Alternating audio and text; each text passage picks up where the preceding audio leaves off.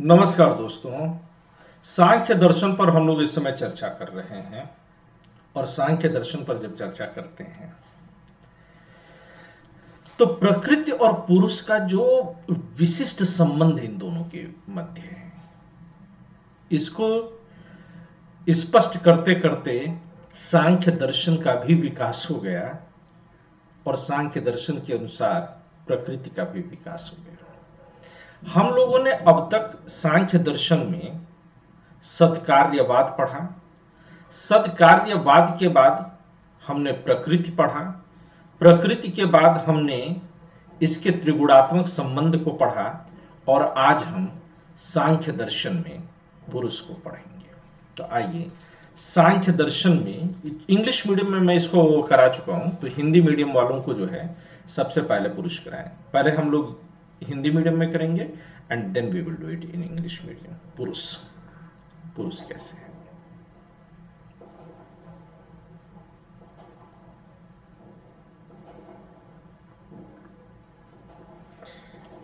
अब यहीं पर अगर आपको पुरुष को देखना चाहिए तो सांख्य दर्शन में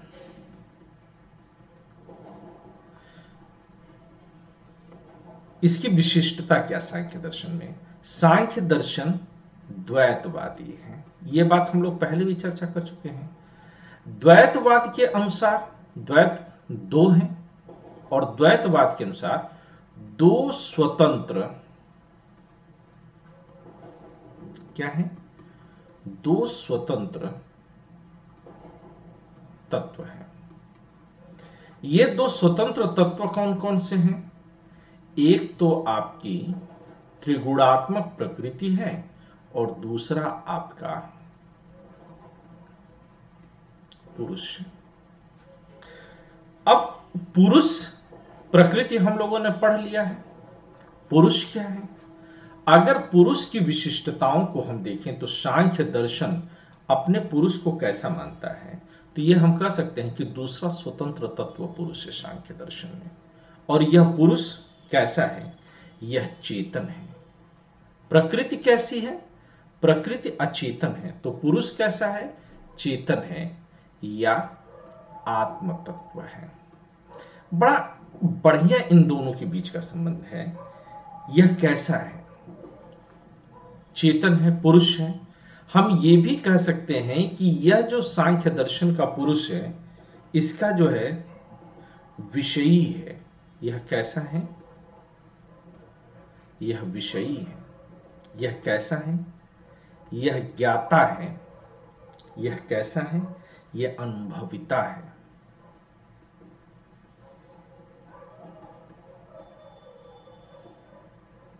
यह अनुभविता है। यह शरीर, इंद्रिय, बुद्धि, अहंकार और मन से भिन्न है। यह विषयी है। दो शब्द होते हैं, एक होता है विषय, यानी कि जिसके बारे में जाना जाता है। आप जब कहते हैं कि दर्शन शास्त्र एक विषय है, तो दर्शन शास्त्र वह है जिसके बारे में हम जानना चाहते हैं। भौतिक विज्ञान एक विषय है, हम जानना चाहते हैं। यह पेन आपको तो नहीं दिख रही होगी, लेकिन यह पेन अगर है तो यह विषयी है। हम इसके बारे में जानना चाहते हैं और यह विषय है पेन। और मैं जो जानने वाला है, विषयी का मतलब क्या होता है, विषयी का मतलब होता है जानने वाला। विषयी का मतलब जानने वाला, जानने वाला। विषयी शब्द का मतलब वो जानने वाला, ज्ञाता है, अनुभविता है। अनुभविता का मतलब क्या है, अनुभव करने वाला। अनुभविता का मतलब अनुभव करने वाला है। और इस अर्थ में यह जो पुरुष है, पुरुष शरीर से, इंद्रियों से, पुरुष शरीर से, इंद्रियों से, बुद्धि से, मन से, अहंकार से, यह इन सब से भिन्न है।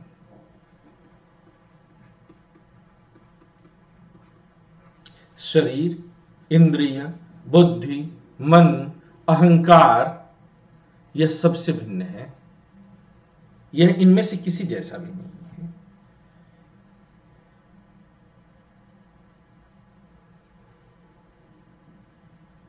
अब अगर ये शरीर, इंद्रिय, मन, बुद्धि नहीं है तो हम जानते हैं कि चाहे बुद्धि हो, मन हो, अहंकार हो, यह कैसे हैं?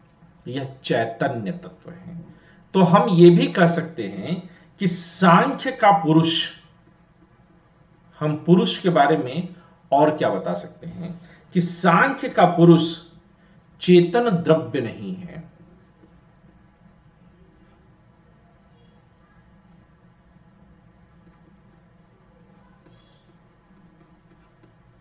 यह चेतन द्रव्य नहीं है और न ही चैतन्य इसका गुण है और न ही चैतन्य इसका गुण है।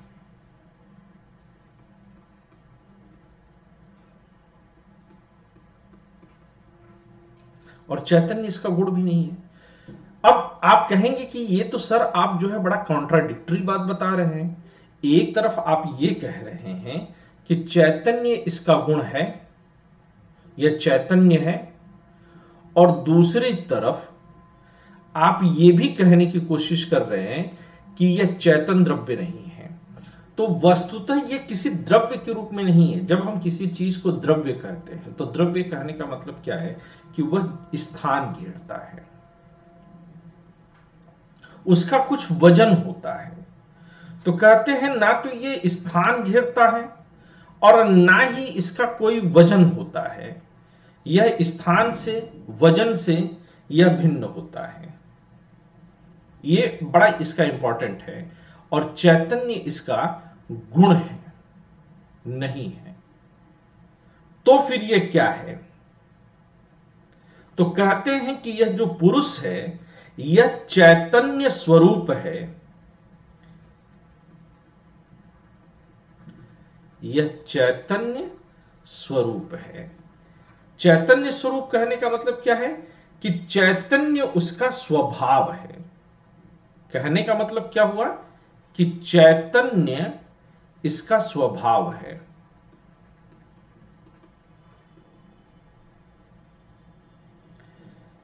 इस अर्थ में अगर कहा जाए तो ये आप याद रखिएगा कि चैतन्य इसका एक गुण नहीं है। देखिए अब यहां पर दोनों में अंतर क्या है। वस्तुतः अगर आप देखेंगे तो दर्शन शास्त्र में दो तरह के गुण माने गए हैं। दर्शन शास्त्र में दो तरह के गुण माने गए हैं। एक को आगंतुक गुण माना गया है, आगंतुक गुण, और दूसरे को स्वभाव गुण माना गया है। जैसे आपके सामने रखी हुई कलम लाल रंग की है, तो लाल उसका स्वभाव गुण नहीं है। वो हो सकता है कि कलम के बनने के बाद उस पर पेंट की गई हो। तो ऐसे गुण जो किसी चीज में आते हैं और बाद में चले जाते हैं, जैसे किसी मनुष्य का खूबसूरत होना, उसके तीखे नैन नक्श, वह उसका स्वभाव गुण नहीं है मनुष्य का, क्योंकि वह एक उम्र के बाद ढल जाता है। तो वह उसका आगंतुक गुण माना जाएगा। आगंतुक गुण वो होते हैं जो आते हैं और चले जाते हैं। और स्वभाव गुण कैसे होंगे? स्वभाव गुण वो होते हैं जो हमेशा उसके साथ बने रहते हैं। जैसे हवा का स्वभाव गुण बहना है, हवा रुक नहीं सकती।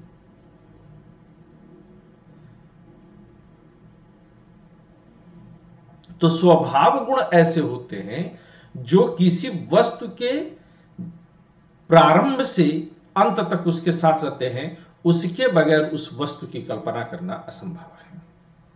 वह उसका स्वभाव गुण है। तो एक गुण हुआ आगंतुक गुण और दूसरा गुण हुआ स्वभाव गुण। तो कहते हैं कि चेतन आत्म तत्व है विषयी है, ज्ञाता है, अनुभविता है। तो यहां पर कहते हैं कि पुरुष चेतन द्रव्य नहीं है और ना ही चैतन्य इसका गुण है, यानी कि चैतन्य इसका आगंतुक गुण नहीं है कि अभी आए, जैसे मनुष्य हमको आप देख रहे हैं, चेतना है, बोल रहे हैं, बात कर रहे हैं, अभी हम मर जाएं तो मेरी चेतना का लोप हो जाएगा। तो इस तरह से चेतना मेरा क्या हुआ, इस शरीर का क्या हुआ, चेतना चेतना इस शरीर का आगंतुक गुण है, आया और गया।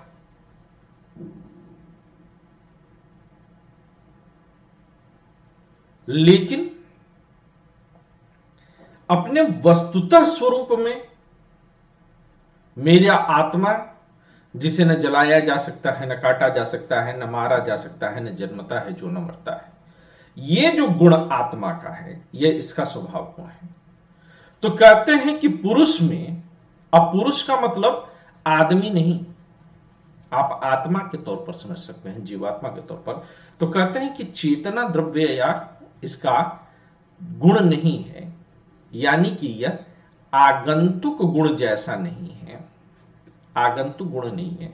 यह कैसा है, यह स्वभाव गुण, चैतन्य इसका स्वभाव है, ये इंपॉर्टेंट है। वह परम विशुद्ध परात्पर चैतन्य है, वह परम आत्म तत्व है। पुरुष परम आत्म तत्व है। पुरुष के बारे में आप और क्या लिख सकते हैं, पुरुष को लिख सकते हैं कि यह परम आत्म तत्व है, परम आत्म तत्व है, यह परम आत्म तत्व है।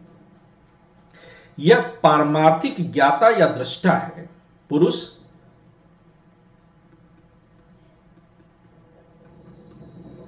पारमार्थिक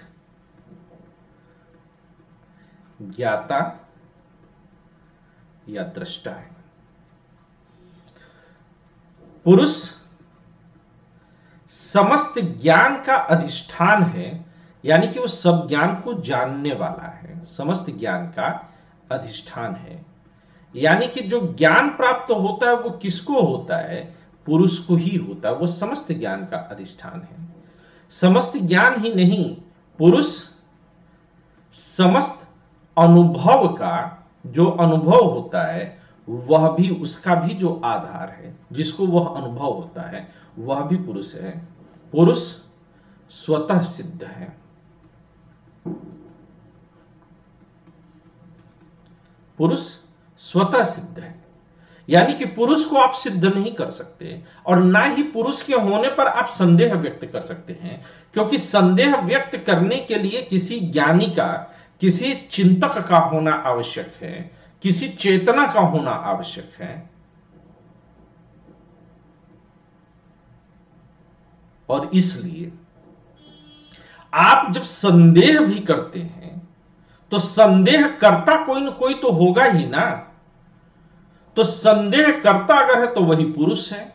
इसको भारतीय दर्शन में, उपनिषदों में कहा गया है, चिंतये चिंतये चिंतयो अस्मि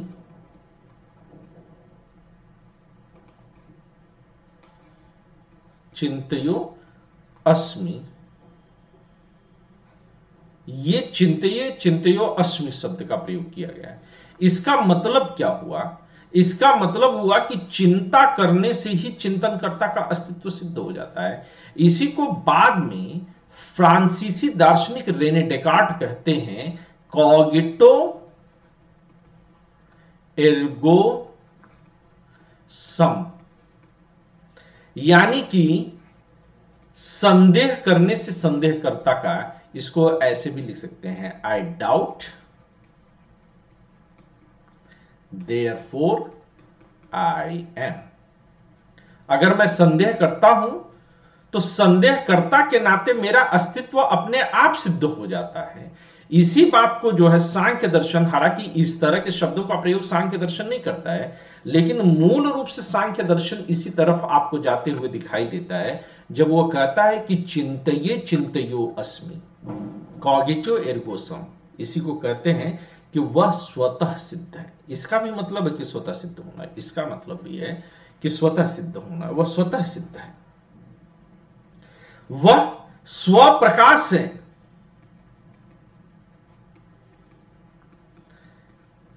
यानी कि जैसे कि किसी भी अन्य वस्तु को देखने के लिए आपको रोशनी की, प्रकाश की आवश्यकता होती है, लेकिन सांख्य का जो पुरुष है वह स्वप्रकाश है। यानी कि उसको देखने के लिए किसी अन्य प्रकाश की, जैसे दिया को ढूंढने के लिए एक और दिया लेने की आवश्यकता नहीं है। दीपक अगर जल रहा है तो, है ना, सूरज को देखने के लिए आप टार्च जला करके तो नहीं देखते हैं। हां, लेकिन चांद को देखने के लिए किसी अन्य प्रकाश की आवश्यकता होती है, क्योंकि चांद स्वतः प्रकाशवान नहीं है, लेकिन सूर्य स्वतः प्रकाशवान है, स्वतः प्रकाशवान है। तो ये कहते हैं कि साहब खुद में रोशनी लिए फिर रहा है, तो उसको देखने के लिए किसी और की आवश्यकता आपको नहीं है। तो इसी तरह से जो सांख्य का पुरुष है उसके बारे में याद रखिएगा कि वह पारमार्थिक ज्ञाता है, दृष्टा है, आत्म तत्व है, समस्त ज्ञान और समस्त अनुभव का अधिष्ठान है, वह स्वतः सिद्ध है। यानी स्वतः सिद्ध होना और स्वतः प्रकाश होना यह एक ही बात है, यह विशेषण है सिर्फ। और दर्शन शास्त्र में विशेषणों का उपयोग खूब होता है। दर्शन शास्त्री अगर आप अच्छे होंगे तो आप अच्छे साहित्यकार भी हो जाएंगे। साहित्य की पकड़ भी खूब चलती है यहां पर। कहते हैं कि स्वतः प्रकाश, और क्या कहते हैं कि विशुद्ध विषयी है। इस बारे में पहले भी तो ये कहते हैं कि ये जो आपका पुरुष है ना, ये विशुद्ध विषयी है। और अगर यह विशुद्ध विषयी है तो इसलिए यह स्वयं कभी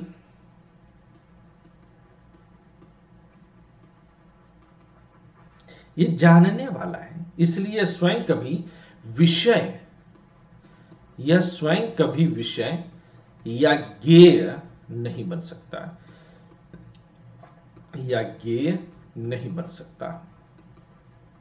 यह बहुत इंपॉर्टेंट है, आप इस बात को समझिएगा। तुलसीदास भी इसी तरह से लिखते हैं। तुलसीदास एक दोहा लिखते हैं, उस दोहे को है लिखते हैं कि जिमी आखन सब देखिया, जिमी आखन सब देखिया, आंख न देखन जाई।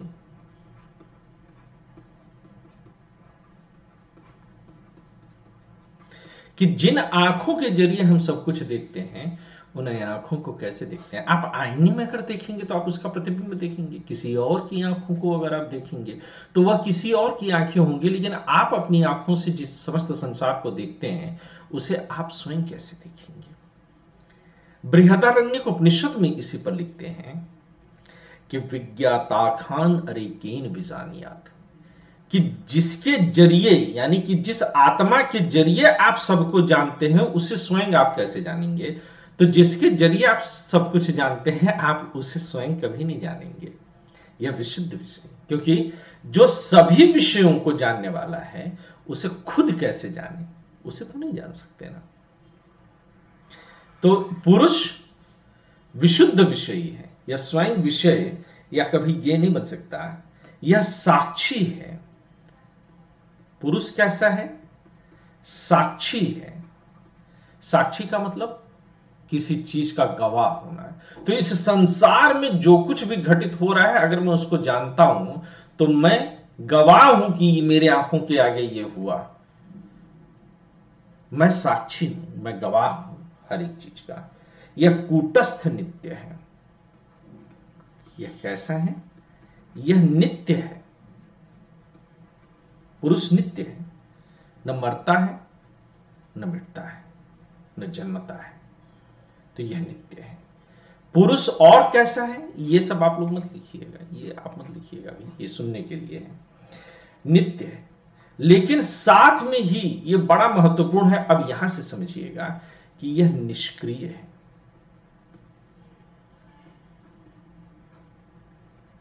यह निष्क्रिय है और अपरिणामी है।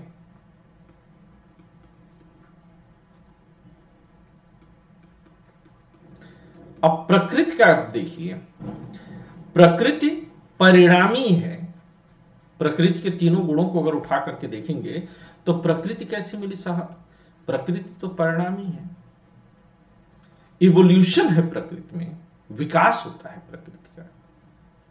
लेकिन पुरुष, पुरुष निष्क्रिय है, यह अपरिणामी है। और सभी प्रकार के, और अपरिणामी है तो क्या मतलब हुआ? अगली लाइन ले लेते हैं। अगर हमने ये कहा कि पुरुष अपरिणामी है, तो अपरिणामी होने का मतलब क्या है? अपरिणामी होने का मतलब क्या होता है कि एक चीज से कोई दूसरी चीज निकले, परिणाम हो। जैसे बीज परिणामी है, उससे वृक्ष निकलता है, वृक्ष परिणामी है क्योंकि फल निकलता है, फल परिणामी है क्योंकि वृक्ष निकलता है। कुछ हो रहा है, कुछ घटित हो रहा है। लेकिन कहते हैं कि जो पुरुष है, पुरुष अपरिणामी है। तो अपरिणामी होने का मतलब क्या हुआ कि यह सभी प्रकार के,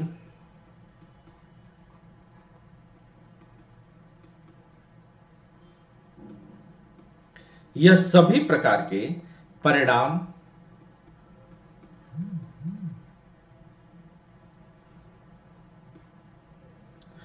यह सभी प्रकार के विकार, यह सभी प्रकार के परिणाम, विकार, परिवर्तन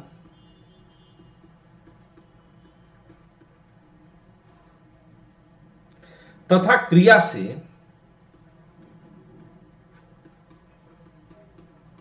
तथा क्रिया से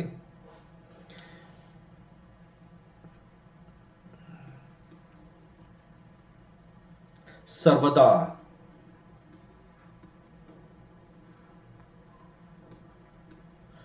तथा सर्वथा, सर्वदा तथा सर्वथा अस्पष्ट है।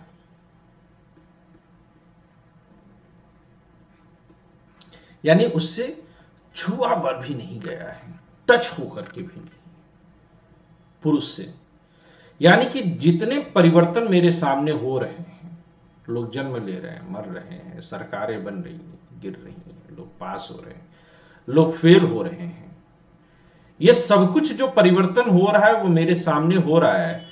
मैं भी जो है बच्चे से जवान, जवान से बूढ़ा और बूढ़ापे से मृत्यु को प्राप्त हो रहा हूं। तो मैं पुरुष के रूप में सिर्फ साक्षी मात्र हूं। यह जो कुछ भी हो रहा है शरीर का हो रहा है। पुरुष न जन्म लेता है, न बचपना देखता है, न बुढ़ापा देखता है, न खाता है, न पीता है।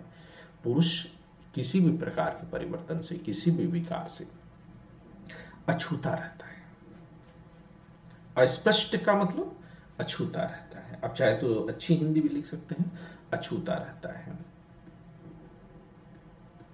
उससे अछूता है। पुरुष के बारे में और क्या कह सकते हैं कि पुरुष व्यापक है और विभु। विभु का मतलब बड़ा होता है, व्यापक और विभु है। पुरुष कैसा है? पुरुष निर्गुण है। जैसा कि प्रकृति है। प्रकृति क्या निर्गुण है? नहीं, प्रकृति सगुण है, त्रिगुणात्मक है। लेकिन पुरुष निर्गुण है।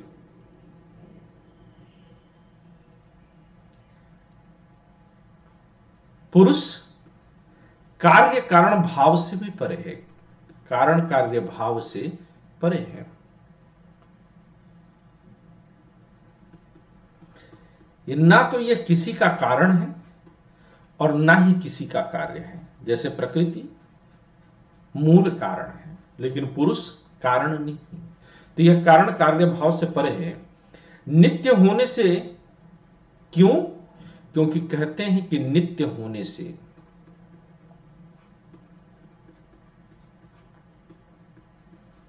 किसी का कार्य नहीं है,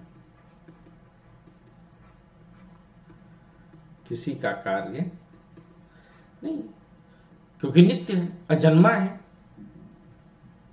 कार्य होता तो कभी जन्म होता, और जिसका जन्म होता वो मर जाता, खत्म हो जाता। तो कहते कि नित्य है, और नित्य होने से ये किसी का कार्य नहीं है, और ना ही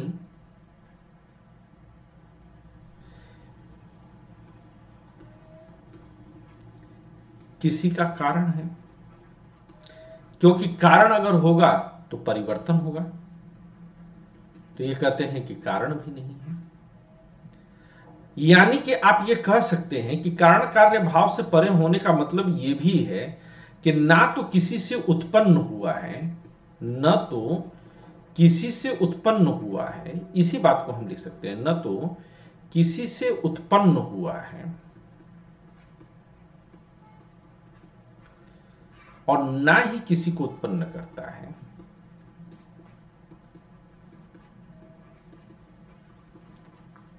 ना ही किसी को उत्पन्न करता है। दोनों ही बात सही है। जैसे पहले कहा वही दूसरे विभाग में भी आती है, न किसी से उत्पन्न होता है ना किसी को उत्पन्न करता है। यह विधि निषेध से ऊपर है, विधि निषेध से ऊपर है। जब कहते हैं कि विधि निषेध से ऊपर है तो इसका क्या मतलब है कि यानी कि ना तो इसको स्वीकार करने के लिए आप बहुत अधिक तर्क दे सकते हैं और ना ही आप इसको नकारने के लिए तर्क। हालांकि सांख्य खुद तर्क देता है, लेकिन सांख्य ये नहीं कहता है कि ये जो है हम सिद्ध करने के लिए या हम सिद्ध कर रहे हैं इसलिए है। सांख्य उसे सामान्य तौर पर समझाने के लिए तर्क देता है। वह कहता है कि इसको विधि निषेध से इसके ऊपर फर्क नहीं पड़ता है, क्योंकि विधि यानी कि इसको स्वीकार करने के लिए भी अगर किसी को होना चाहिए तो पुरुष है, और इंकार करने के लिए भी किसी चेतन तत्व की आवश्यकता है तो फिर वह पुरुष है। इसलिए कहते हैं कि वह विधि और निषेध से ऊपर है। यह विधि निषेध से ऊपर है। स्वतः सिद्ध होने से, यह स्वतः सिद्ध है, पहले भी चर्चा हो चुकी है। ये कहते हैं कि जैसे दिन में सूरज को रोशनी दिखाने की आवश्यकता नहीं, वैसे ही ये कुछ है। वह दिक कालातीत है, दिक कालातीत है। दिक कालातीत से मतलब क्या है कि वह किसी जगह से नहीं बंधा हुआ है कि यहां से 2 किलोमीटर उत्तर में जाएंगे तो आपको मिल जाएगा, या वो जो है 2 मीटर लंबा है चौड़ा है, ऐसा नहीं है। कालातीत है यानी कि अभी है अभी नहीं है। काल मतलब समय, वह समय की सीमा में भी नहीं बंधता है। समय की सीमा उसको नहीं बांध सकती।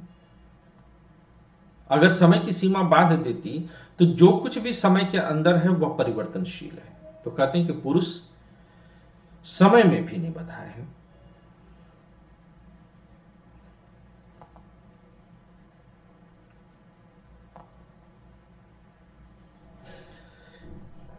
पुरुष प्रकृति के ठीक विपरीत है। पुरुष प्रकृति के ठीक विपरीत है।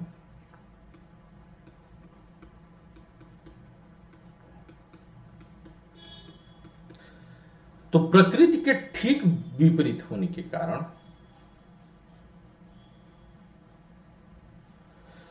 पुरुष को आप निर्गुण कह सकते हैं,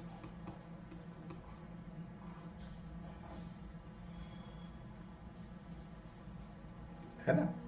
निर्गुण कहिए, आप इसे विवेकी कहिए, यानी कि प्रकृति सगुण होगी, प्रकृति अविवेकी होगी, अविषय है।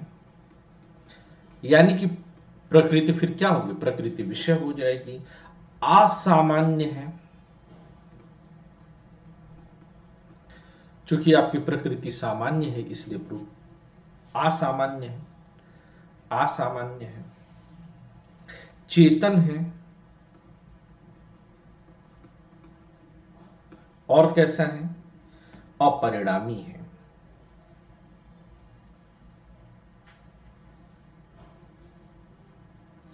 अपरिणामी है। यानी कि किसी परिणाम को उत्पन्न नहीं कर सकती, इसलिए इसे अप्रसव धर्मी भी आप कहेंगे। प्रकृति के बारे में हम लोगों ने देखा था, प्रकृति कैसी है, प्रसव धर्मी है, किसी चीज को जन्म देती है, लेकिन पुरुष किसी चीज को जन्म नहीं देता, यह अप्रसव धर्मी है। और इस प्रकार से पुरुष के जो है अन्य लक्षणों में अगर आप देखिए तो पुरुष को आप, ये मैं अलग अलग तरीके से इसलिए लिख दे रहा हूं क्योंकि एग्जाम में किसी भी तरीके से पॉइंट्स आ सकते हैं। तो साक्षी होना है, पहले भी इसकी चर्चा कर चुके हैं, यह साक्षी होना है, परम विशुद्ध है,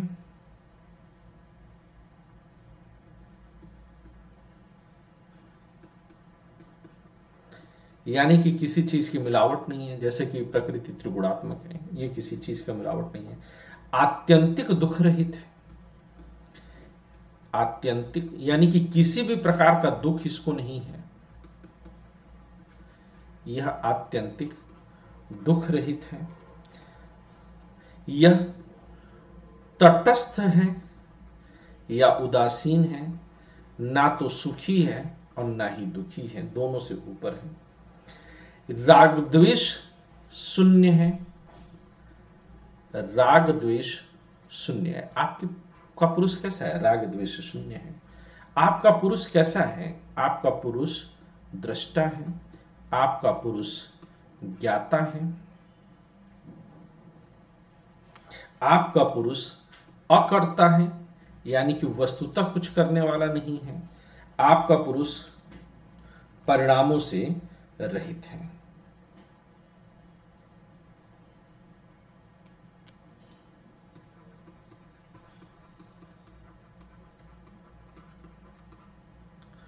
परिणाम रहित है, अपरिणामी होना, परिणाम रहित है। या आप यहीं तक इसको समेट दीजिए।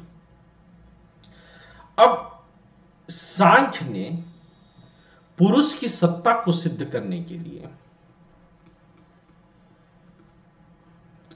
पुरुष सत्ता सिद्धि के लिए 5 प्रकार के तर्क दिए हैं, 5 प्रकार के तर्क दिए हैं। ये 5 प्रकार के तर्क कौन से हैं जो कि पुरुष यहां पर दे रहे हैं, सांख्य दे रहा है। याद रखिएगा कि ये तर्क देने से स्वयं में अस्तित्व सिद्ध हो जाता है, लेकिन खंडन मंडन, चूंकि जिस जमाने में सांख्य दर्शन की रचना हो रही थी, या दर्शन शास्त्र की जो शैली रही है, उसमें आपको अपनी बातों को सिर्फ कर देने भर से बात नहीं चलती, उसके लिए कुछ प्रमाण रखने होते हैं। हालांकि अगर ये प्रमाण ना भी रहे तो भी पुरुष तो है ही, लेकिन प्रमाण देकर के अपनी बात को और ज्यादा मजबूत तरीके से ये रख रहे हैं। ये 5 प्रकार के जो तर्क हैं, इसको संस्कृत का एक श्लोक है, संघात परार्थत्वात्, संघात परार्थत्वात् त्रिगुणादि विपर्यायाद, त्रिगुणादि विपर्यायाद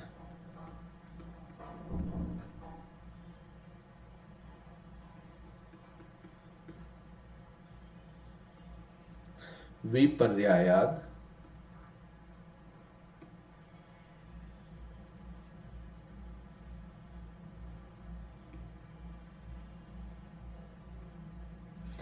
विपर्यायाद धिष्ठानात्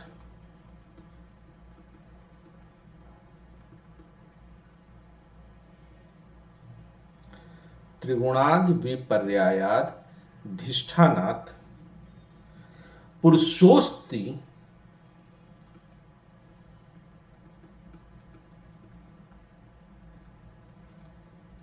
पुरुषोस्ति भोक्तृभावात्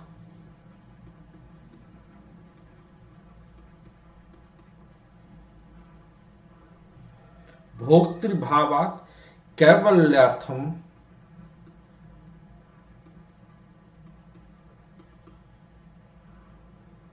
कैवल्यार्थम प्रवितेश्च।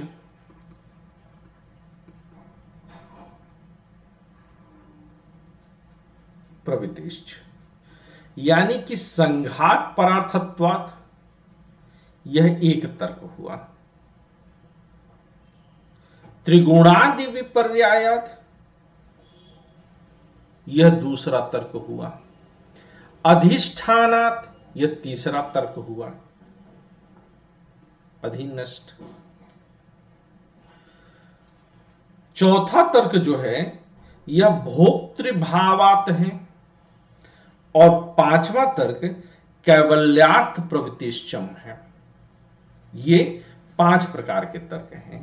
पहला, दूसरा, तीसरा, चौथा और पांचवा। और ये 5 तर्क जो हैं, अगर इनमें से मैं कहूं तो जो संघात परार्थत्वात् है यह प्रयोजन मूलक तर्क है। ये आप इसको ऐसे बना लीजिएगा कि प्रयोजन की सिद्धि कोई होती है, इसलिए इसको प्रयोजन मूलक तर्क कहते हैं। इंग्लिश में इसको टेलियोलॉजिकल बोलते हैं, प्रयोजन मूलक तर्क बोलते हैं। त्रिगुणादि विपर्यायात् को तर्क शास्त्रीय बोलते हैं कि तर्क पर सिद्ध हो रहा है, तो तर्क शास्त्रीय, लॉजिकल है। अधिष्ठानात्,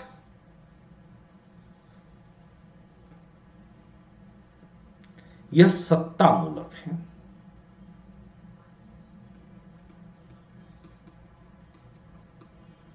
यह सत्ता मूलक है।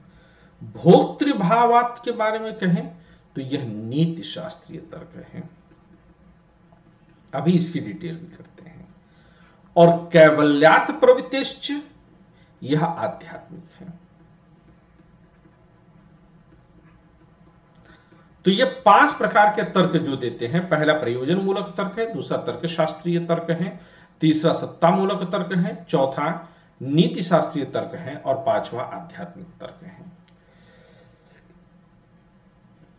अब जरा एक एक को अलग अलग करके देखते हैं। पहला को उठाते हैं, जिसको कि कहा था संघात परार्थत्वात्।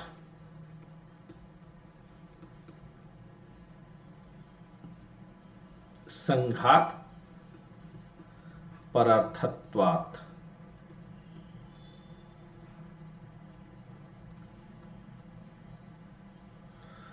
ये तो एक एक्स्ट्रा आ गया, संघात परार्थत्वात्। ये जो पहला तर्क है, संघात परार्थत्वात् त्रिगुणादि विपर्यायात् अधिष्ठानात् पुरुषोस्ति भोक्तृभावात् कैवल्यार्थम प्रवितेश्च। ये श्लोक बड़ा बढ़िया से डिफाइन करता है। अब अगर ये कहा कि संघात परार्थत्वात् के बारे में बात करें तो प्रयोजन मूलक तर्क है। तो यह कैसे है? तो ये कहते हैं कि अव्यक्त प्रकृति, मैं चाहूंगा कि इसको आप लोग लिखते चलिए, कि अव्यक्त प्रकृति और उससे उत्पन्न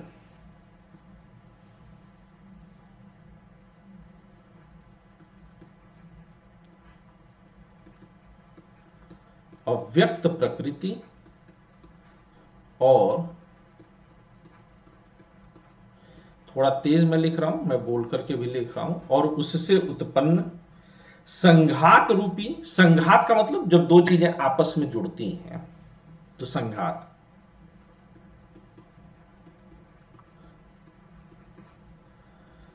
और संघात रूपी समस्त व्यक्त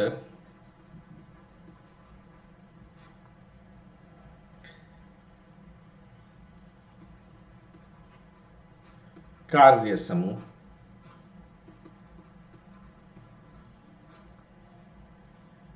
जड़ होने से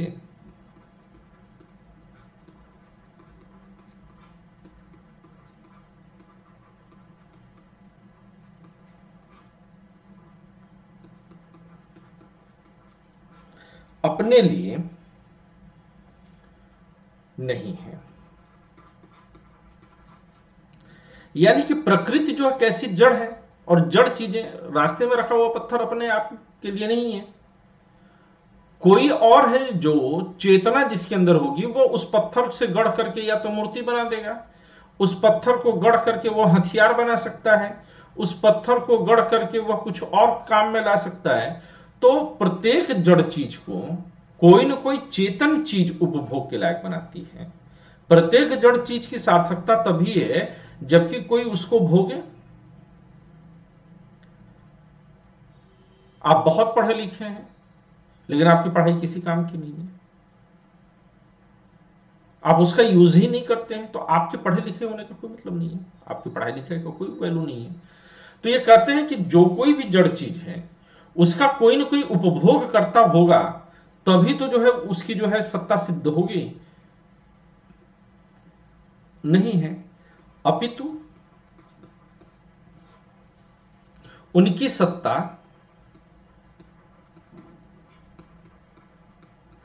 किसी अन्य के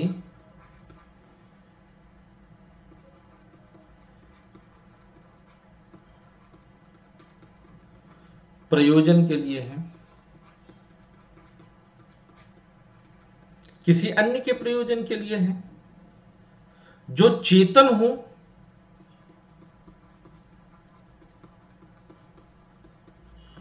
जो चेतन हो तथा जिसके प्रयोजन को साधने के लिए, तथा जिसके प्रयोजन को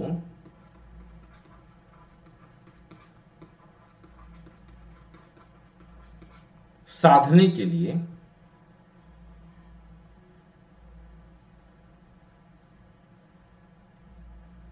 कोई सत्ता हो।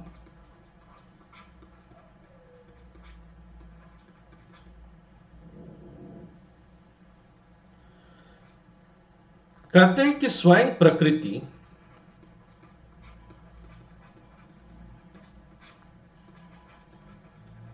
अथवा उससे जन्मी, स्वयं प्रकृति अथवा उससे जन्मी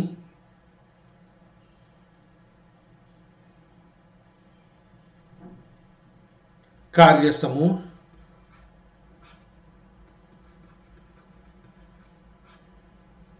अथवा उससे जन्मी कार्य समूह चेतन पुरुष के प्रयोजन को सिद्ध करने के लिए ही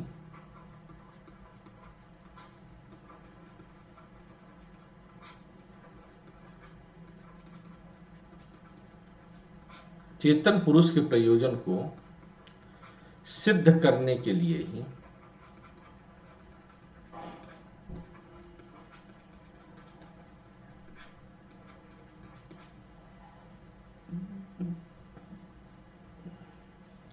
प्रवृत्त होते हैं। प्रवृत्त होते हैं। यह प्रयोजन दो प्रकार का है।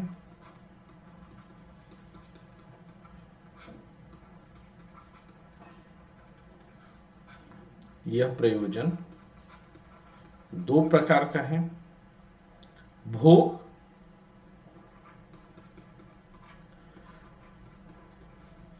और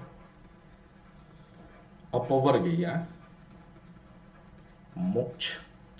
या तो उसे भोग करेगा और भोग करके उसमें लिप्त हो जाएगा, दुख पाएगा, या फिर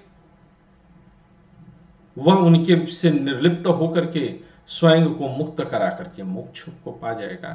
तो ये प्रकृति और इससे जन्मी हुई जितनी वस्तुएं हैं या तो आपको भोग की तरफ ले जाएंगी या आपको मोक्ष की तरफ ले जाएंगी। तो ये प्रयोजन सिद्ध करती हैं।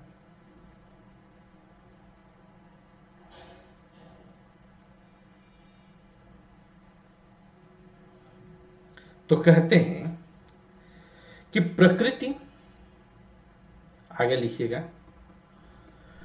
प्रकृति, आप लिखें, प्रकृति तीनों गुण बुद्धि, प्रकृति तीनों गुण बुद्धि, अहंकार, मन, इंद्रियां, शरीर आदि सब पुरुष के, शरीर आदि सब पुरुष के भोग और अपवर्ग या मोक्ष, भोग या अपवर्ग, भोग और अपवर्ग या मोक्ष रूपी, भोग और अपवर्ग या मोक्ष रूपी प्रयोजन को सिद्ध करने के लिए, प्रयोजन को सिद्ध करने के लिए ही प्रवृत्त होते हैं। अतः अव्यक्त प्रकृति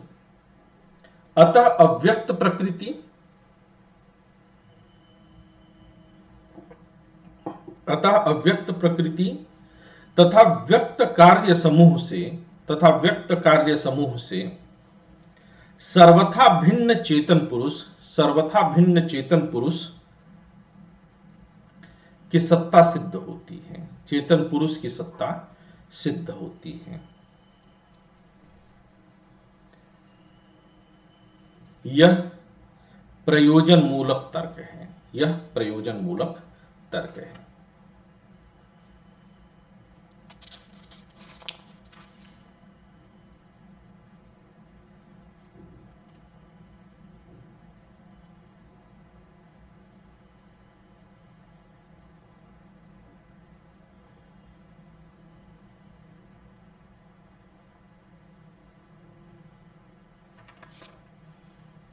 प्रकृति, दूसरा तर्क ले लीजिए। दूसरा तर्क कौन सा है? हम लोगों ने ऊपर ही देखा था, त्रिगुणादि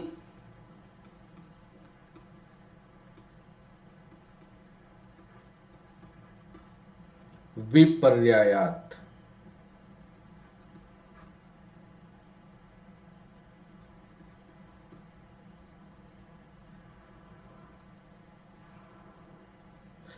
त्रिगुणादि विपर्यायात, यह कैसा है?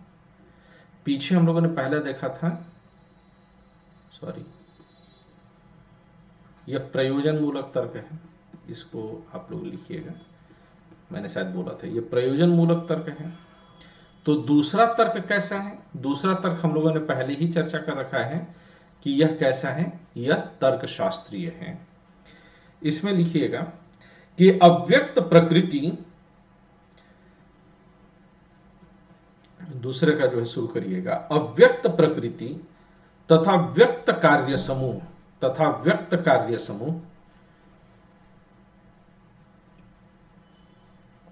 त्रिगुणात्मक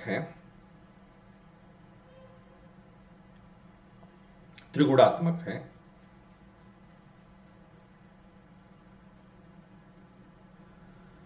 सगुण निर्गुण की ओर, आगे लिखिएगा, सगुण निर्गुण की ओर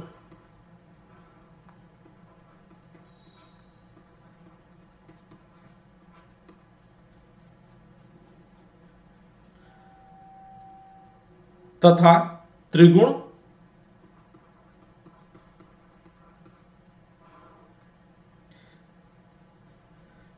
निस्त्रिगुण की ओर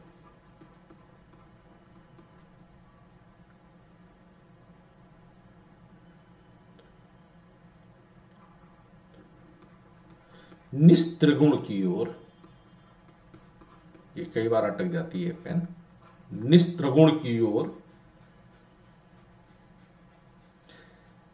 अचेतन चेतन की ओर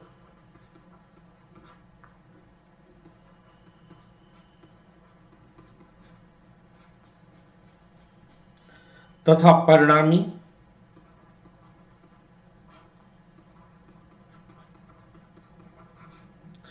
अपरिणामी की ओर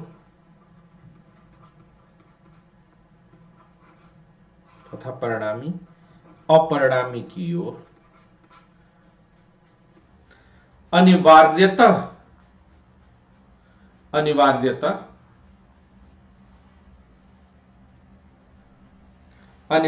संकेत करता है। अनिवार्यतः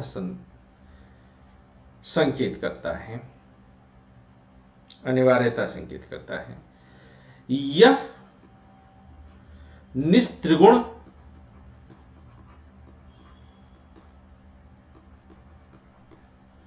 यह निस्त्रिगुण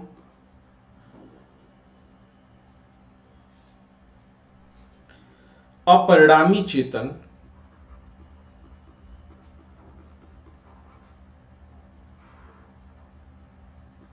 अपरिणामी निर्गुण चेतन पुरुष है। सगुण त्रिगुण अचेतन परिणामी यह प्रकृति है, यह प्रकृति के कार्य हैं। तो निर्गुण निस्त्रिगुण चेतन और अपरिणामी कौन हुआ? पुरुष है, यह पुरुष है।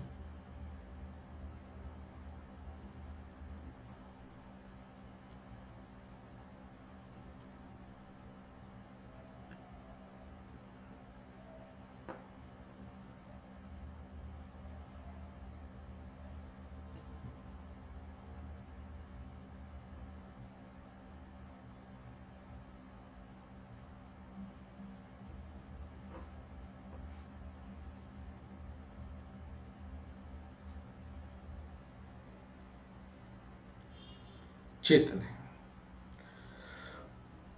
अतः अव्यक्त प्रकृति, आगे लिखिएगा, अतः अव्यक्त प्रकृति,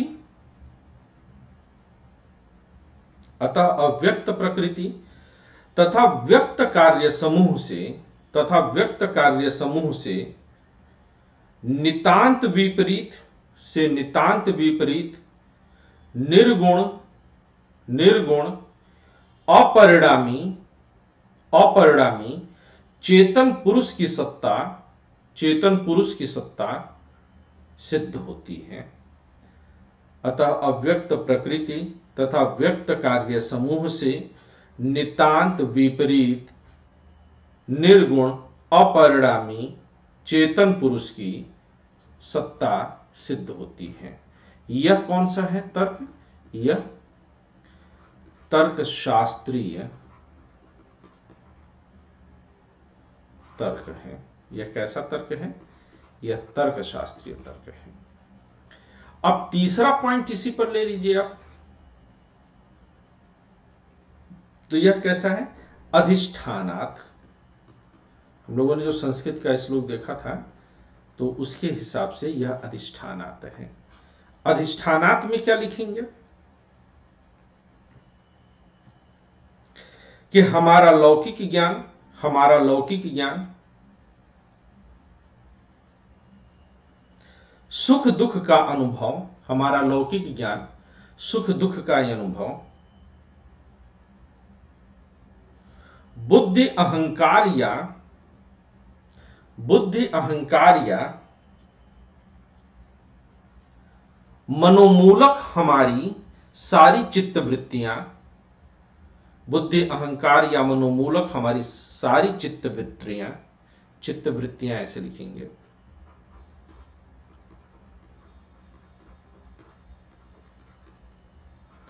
यानी कि हमारी, नहीं कहते कि आज मेरा चित्त बहुत उजाड़ है, आज मेरा चित्त बहुत खुश है, यानी मन से। तो मन के जो भाव होते हैं उन्हीं को चित्त वृत्तियां बोल रहे हैं। ज्ञाता या अनुभविता की ओर संकेत करती हैं। चित्त वृत्तियां ज्ञाता या अनुभविता की ओर संकेत करती हैं।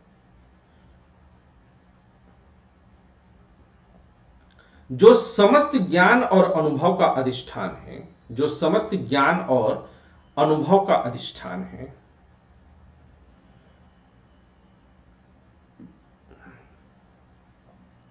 यह ज्ञाता ही, अगला पॉइंट, यह ज्ञाता ही हमारे सारे ज्ञान को,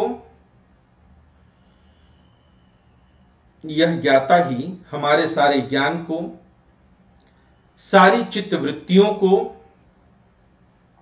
सारी चित्त वृत्तियों को प्रकाशित करके, सारी चित्त वृत्तियों को प्रकाशित करके एकता के सूत्र में पिरोए रखता है।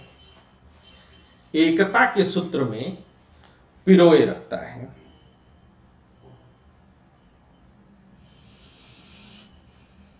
सारे विधि निषेध इसी पर निर्भर हैं, सारे विधि निषेध इसी पर निर्भर हैं। यह साक्षी चैतन्य रूप है, यह साक्षी चैतन्य रूप है तथा प्रमाता या जीवात्मा में भी, तथा प्रमाता या जीवात्मा में भी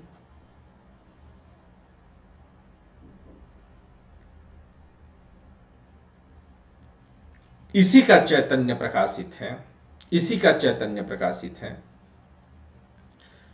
अतः ज्ञान और समस्त अनुभव के अधिष्ठान के रूप में, अतः ज्ञान और समस्त अनुभव के अधिष्ठान के रूप में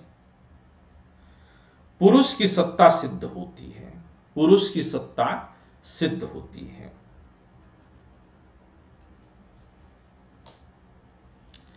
यह तत्वमीमांसीय, यह तत्वमीमांसीय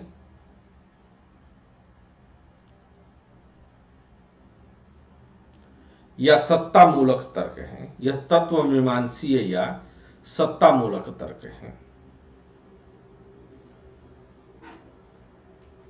इसको आप कैसा तर्क मानेंगे?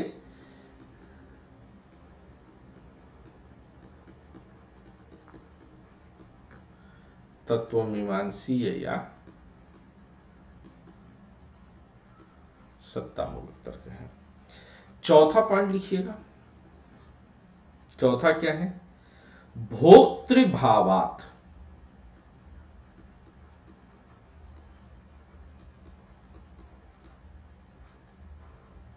भोक्तृभावात्। इसका जो पॉइंट लिखेगा, प्रकृति तथा उसके कार्य समूह, प्रकृति तथा उसके कार्य समूह जड़ होने से भोग्य हैं, प्रकृति तथा उसके कार्य समूह जड़ होने से भोग्य हैं।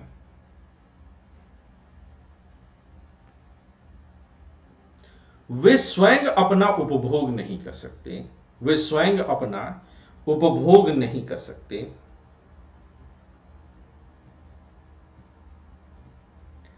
सब पदार्थ सुख दुख और मोह उत्पन्न करते हैं, सब पदार्थ सुख दुख और मोह उत्पन्न करते हैं।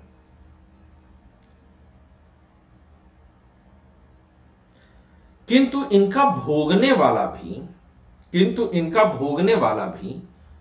कोई होना चाहिए, किंतु इनका भोगने वाला भी कोई होना चाहिए। जड़ भोग्य वस्तु के भोगार्थ, जड़ भोग्य वस्तु के भोगार्थ यानी भोगने के लिए, भोगार्थ का मतलब भोगने के लिए।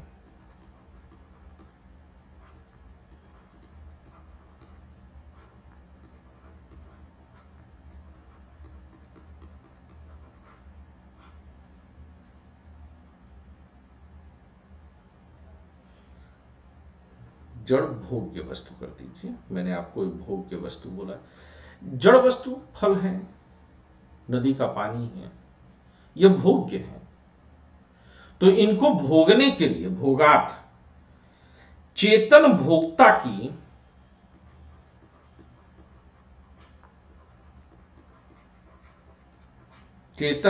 की सत्ता अनिवार्य है।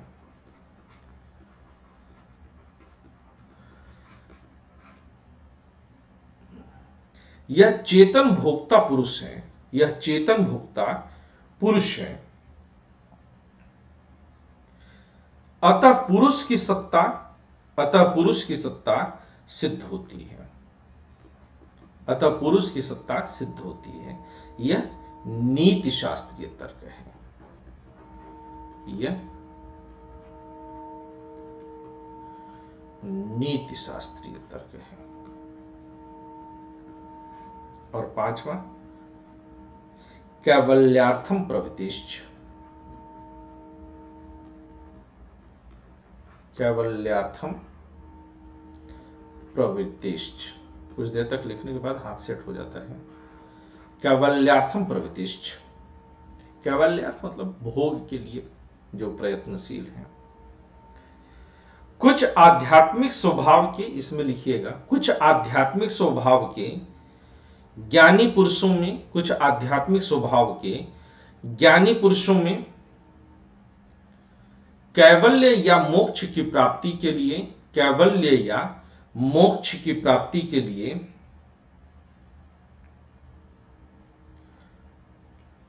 उत्कट इच्छा, यानी कि बहुत तेज इच्छा, उत्कट इच्छा और प्रयत्न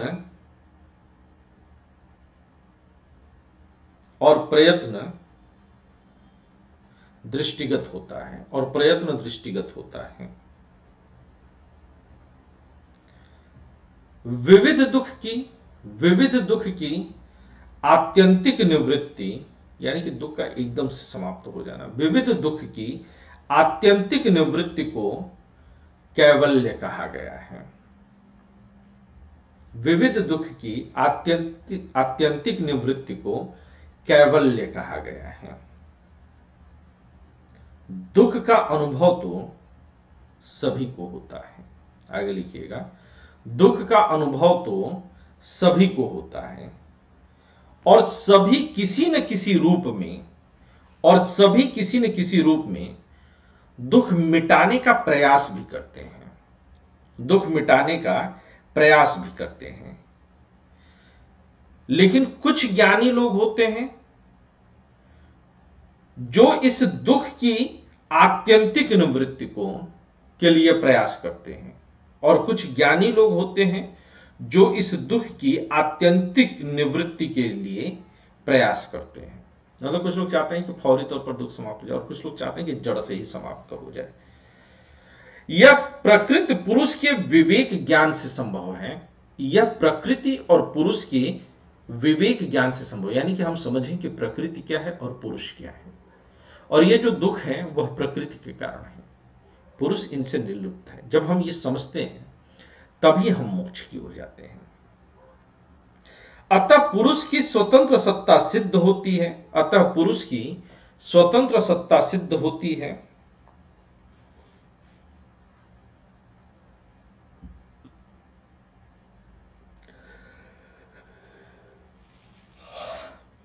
यह आध्यात्मिक या रहस्यवादी तर्क है, यह आध्यात्मिक या रहस्यवादी तर्क है। तो ये जो 5 तर्क पुरुष की सत्ता के लिए दिए गए, यह पांचों हैं, यह आध्यात्मिक या रहस्यवादी तर्क है।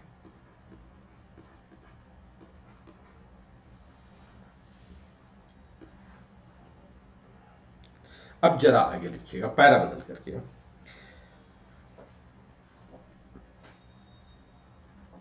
कि जैन, मीमांसा, जैन दर्शन में पहले पढ़ा चुका हूं आप लोगों को, तो उसमें देख लीजिएगा, और रामानुज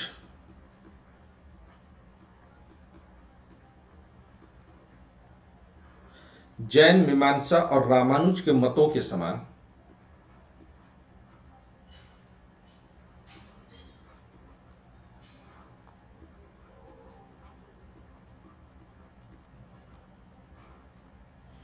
सांख्य पुरुषों की, अब बाकी लोग इसी को जीवात्मा कहते हैं, जीव या जीवात्मा कहते हैं। तो इनके दर्शन में जो जीव या जीवात्मा है वह भी अनेक है, और सांख्य दर्शन में जो पुरुष है तो पुरुषों की अनेकता में विश्वास करता है।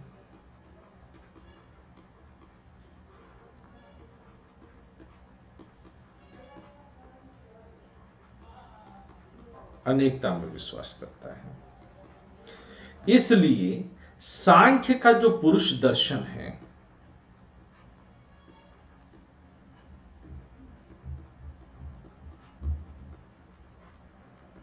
वह कैसा हुआ? बहुलतावादी, यानी कि कई सारे पुरुष हैं, तो यह बहुलतावादी दर्शन कहलाएगा आपका। सांख्य पुरुषों में अब यहां पर एक चीज और रखिएगा कि जो सांख्य का पुरुष है उसमें भेद भी है और अभेद भी है। भेद भी है और क्या है, अभेद भी है। भेद का मतलब अंतर है और अभेद का मतलब अंतर नहीं है। तो भेद कब है, सांख्य के पुरुष में संख्यागत भेद है, यानी कि संख्या में ये कई है, लेकिन अभेद कहां है, तो ये कहते हैं गुणगत, यानी कि गुणों में अभेद है। यानी कि एक पुरुष दूसरे पुरुष से संख्या में अंतर है, लेकिन सारे पुरुष गुण में, क्वालिटी में एक ही है। तो क्वांटिटी अलग अलग है, क्वांटिटी कई है पुरुषों की, लेकिन क्वालिटी सबकी एक है। तो सांख्य के पुरुष में भेद भी है, अभेद भी है। सभी पुरुष अगर बात किया जाए तो कैसे हैं, सभी पुरुष समान हैं, लेकिन गणना में, गिनती में ये भिन्न है। और यहीं पर सांख्य ने पुरुषों की अनेकता को सिद्ध करने के लिए भी तर्क दिया है। सांख्य ने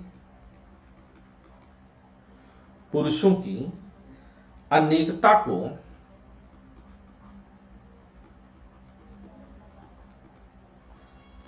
सिद्ध करने के लिए तर्क दिया है।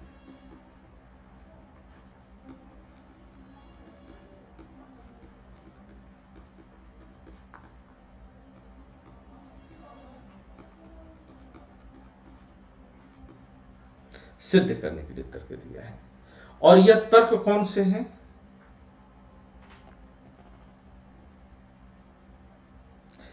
कि जनन मरण करणा नाम प्रतिनियमाद युगपत प्रवृत्तिश्च पुरुष बहुत्वम सिद्धम त्रैगुण्य विपर्यायाच्चैव।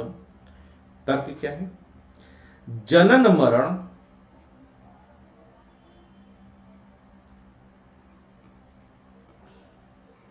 जनन मरण करणानाम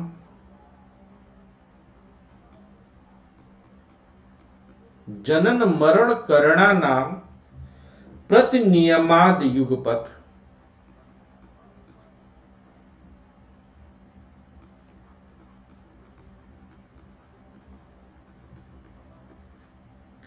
प्रतिनियमाद युगपत प्रवृत्तिश्च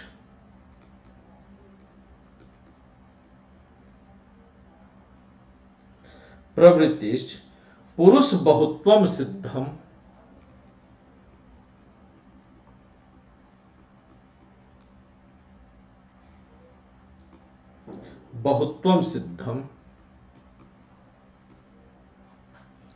त्रैगुण्य विपर्यायाच्चैव।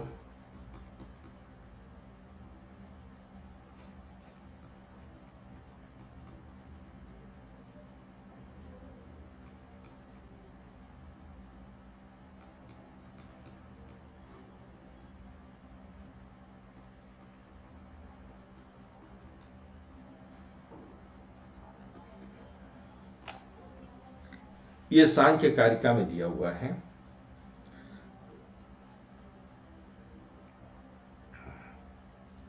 इसमें से जो है अगर हम कहें तो आप लिखिए पुरुषों में, इसका अर्थ कैसे लिखेंगे, पुरुषों में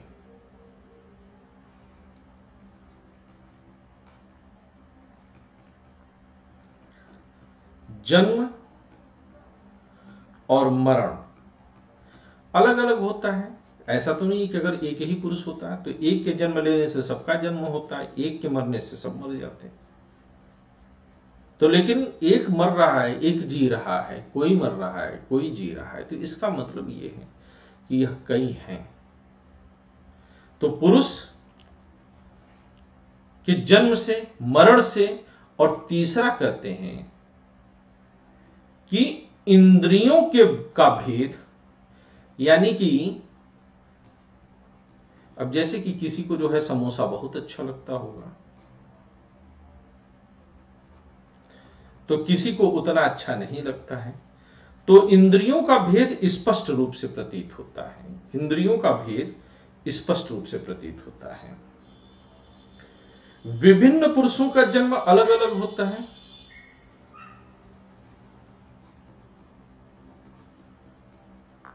स्पष्ट रूप से प्रतीत होता है। इसी को जरा लिखिएगा आगे कि विभिन्न पुरुषों का जन्म अलग अलग होता है, विभिन्न पुरुषों का जन्म अलग अलग होता है, उनकी मृत्यु भी अलग अलग होती है, उनकी मृत्यु भी अलग अलग होती है, तथा उनकी ज्ञानेंद्रियां भी अलग अलग होती हैं, तथा उनकी ज्ञानेंद्रियां भी अलग अलग होती हैं। अन्यथा एक पुरुष के जन्म से, अन्यथा एक पुरुष के जन्म से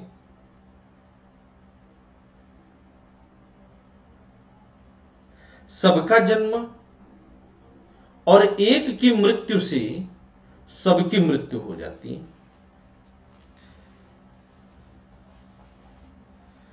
इसी प्रकार जब कोई एक पुरुष किसी रूप, रस, गंध, शब्द, स्पर्श, ये 5 चीजें होती है ना, रूप, रस, गंध, शब्द,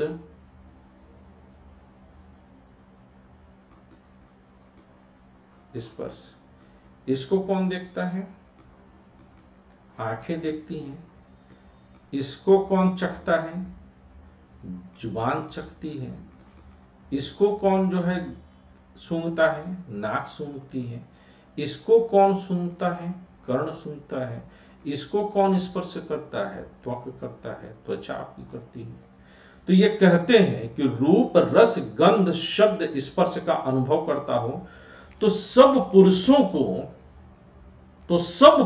को एक साथ वही अनुभव होता, तो एक साथ वही अनुभव होता, किंतु ऐसा नहीं होता है, किंतु ऐसा नहीं होता है। अतः पुरुषों की अनेकता सिद्ध होती है, अतः पुरुषों की अनेकता सिद्ध होती है। जन्म मरण करणानाम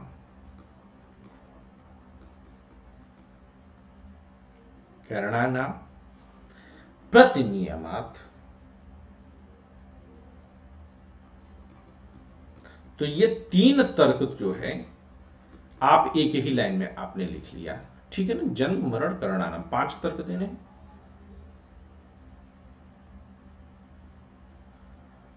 ठीक है, यहां पर भी 5 तर्क दिया है। तो ये 3 तो आपने देख लिया। जरा देखिए चौथा क्या कहता है। चौथे तर्क में आपको क्या कहते हैं? कहते हैं कि विभिन्न पुरुषों में प्रवृत्ति भी अलग अलग होती है। विभिन्न पुरुषों में प्रवृत्ति भी अलग अलग होती है। प्रवृत्ति 2 प्रकार की होती है। प्रवृत्ति 2 प्रकार की होती है।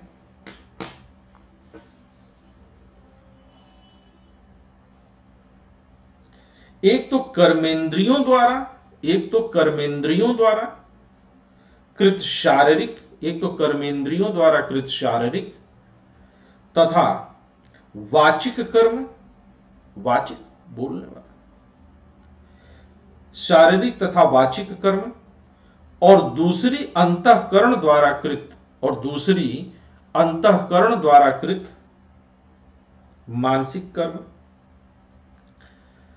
विभिन्न पुरुषों में अंतःकरण और कर्मेंद्रियां, विभिन्न पुरुषों में अंतःकरण और कर्मेंद्रियां अलग अलग होती हैं। अन्यथा अगर मान लीजिए अलग अलग ना होती तो क्या होता? अन्यथा जब कोई व्यक्ति सुख या दुख का अनुभव करता, तो सब उसी सुख या दुख का एक साथ अनुभव करते, तो सब उसी सुख या दुख का अनुभव एक साथ करते, या जब कोई व्यक्ति चलता, खाता पीता या बोलता, तो सभी उसी प्रकार उसी समय चलते पीते या खाते, क्योंकि सब में एक ही पुरुष है, तो एक चलेगा तो सब चलेंगे। तब एक पुरुष के बंधन से सबका बंधन, यानी एक बंधेगा तो सब बंधेंगे, और एक की मुक्ति से सबकी मुक्ति हो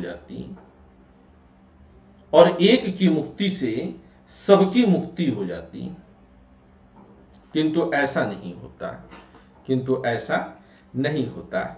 इससे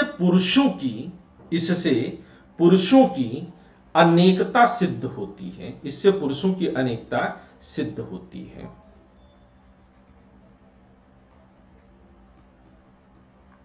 अयुगपत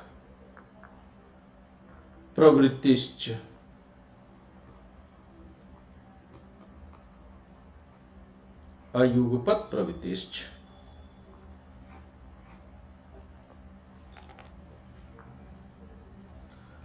पांचवा पॉइंट क्या कहते हैं?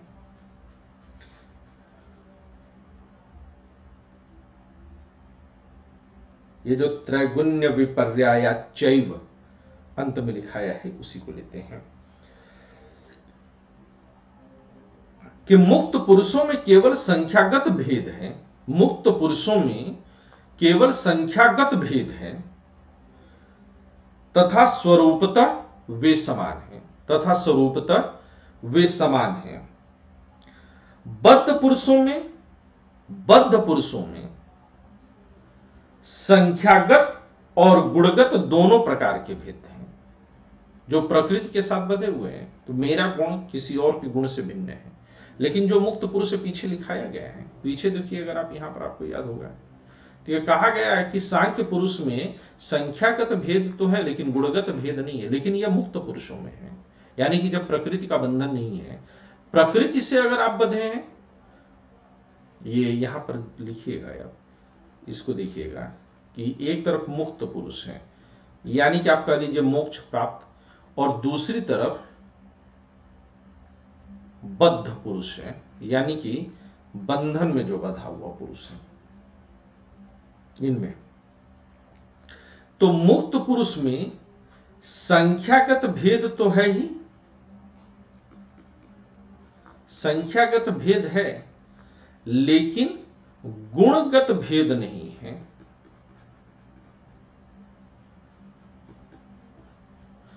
लेकिन बद्ध पुरुष में भेद नहीं है, संख्यागत भेद है